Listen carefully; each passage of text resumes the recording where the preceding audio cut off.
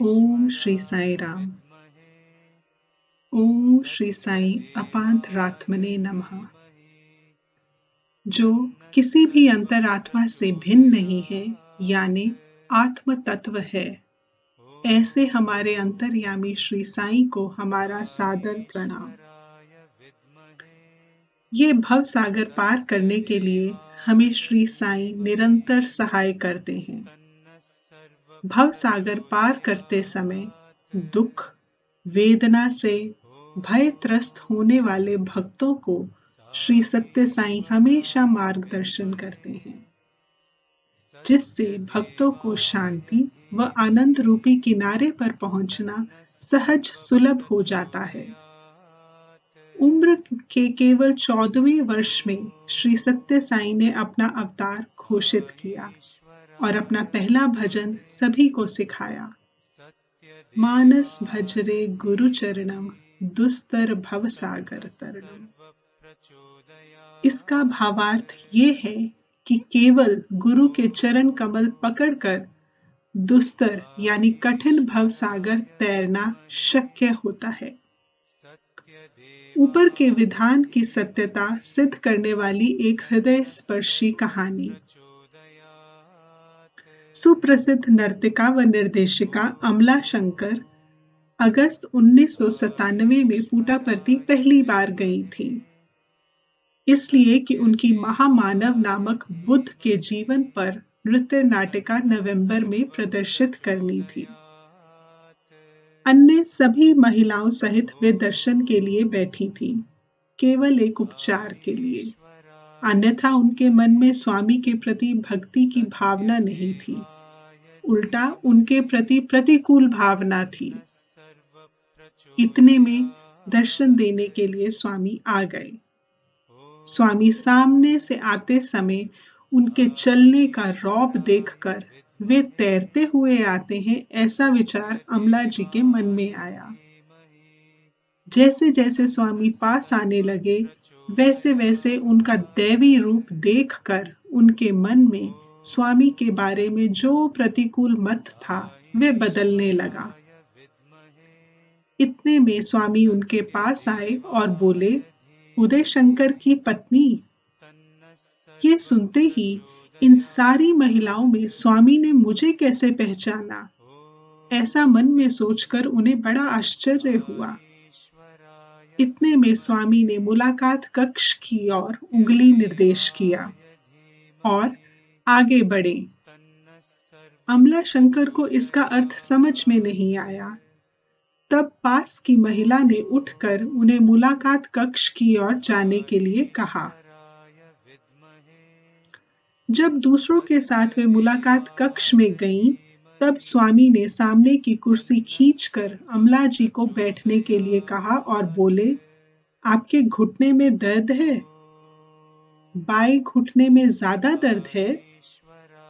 उसके बाद स्वामी ने अमला जी के घर के दूसरे लोगों की पूछताछ की। उनके बेटे आनंद शंकर की कुछ ज्यादा ही पूछताछ की और अचानक बोले, ये ध्यान में रखना, आनंद का तुम्हारे जीवन में ज्यादा महत्व है। ये वाक्य 4 बार कहा। बाद में अमला जी की ओर देखकर पूछा, तुम्हें क्या चाहिए? उन्होंने कहा, आपका आशीर्वाद। स्वामी ने तत्काल एक सफ्तीक की जप माला साक्षात करके उनकी ओर फेंक कर कहा, आशीर्वाद स्वीकारो।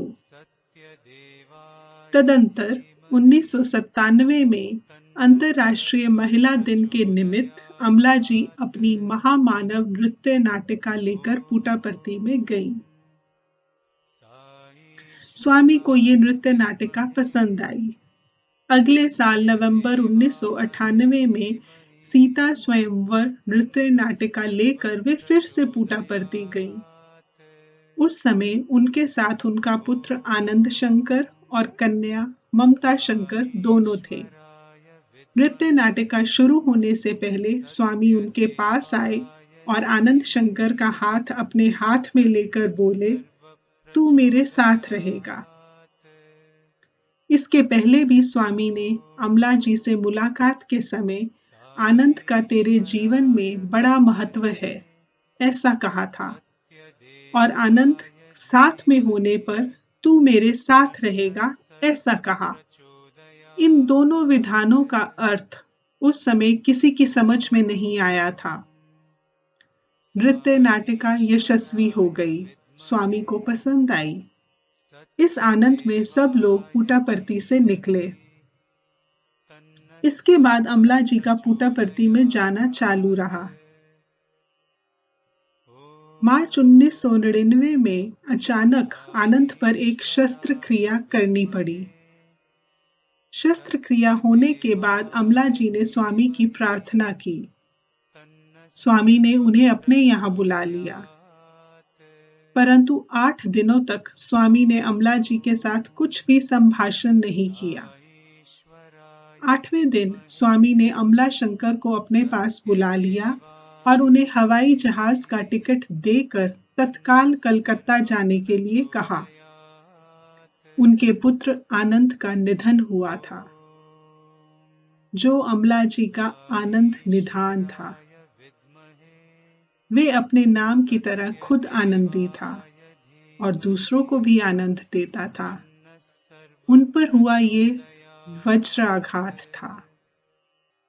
अमला जी के साथियों में से किसी ने स्वामी से कहा, इनके साथ किसी को भेजना चाहिए। स्वामी तुरंत बोले, दूसरा कोई इनके साथ नहीं जाएगा। उन्होंने अमला जी से कहा, मैं खुद आपके साथ आता हूँ। संपूर्ण यात्रा में उन्हें सतत स्वामी का अस्तित्व महसूस होता था।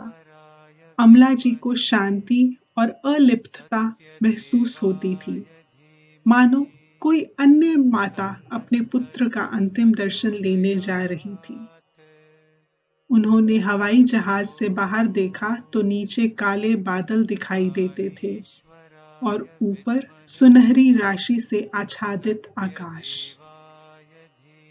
अमला जी को ऐसा लगा स्वामी कह रहे हैं, देखो, संकट रूपी काले बादल तेरे नीचे हैं और परमेश्वरी कृपा का वरदान तेरे माथे पर है। जीवन ऐसा ही होता है। इसमें से किसका स्वीकार करना, ये आप पर निर्भर करता है। ऊपर वाली दुखद घटना पर अलिप्त से बोलते हुए अमला जी ने कहा, आज मेरी समझ में आया कि मेरे जीवन में आनंद, उनका पुत्र, का महत्व क्या था।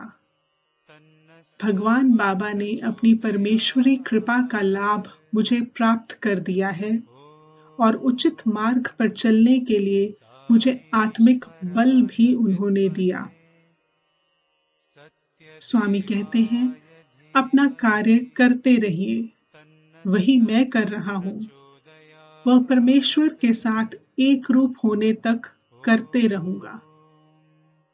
जिस प्रकार अमला शंकर जी को ये दुखद भव सागर तरने के लिए स्वामी ने सहाय किया, उसी प्रकार आपको भी भव सागर तरने के लिए स्वामी द्वारा बल प्राप्त हो जाए, यही उनके चरणों में प्रार्थना है। ओम श्री सत्य साईनाथ अर्पणमस्तु।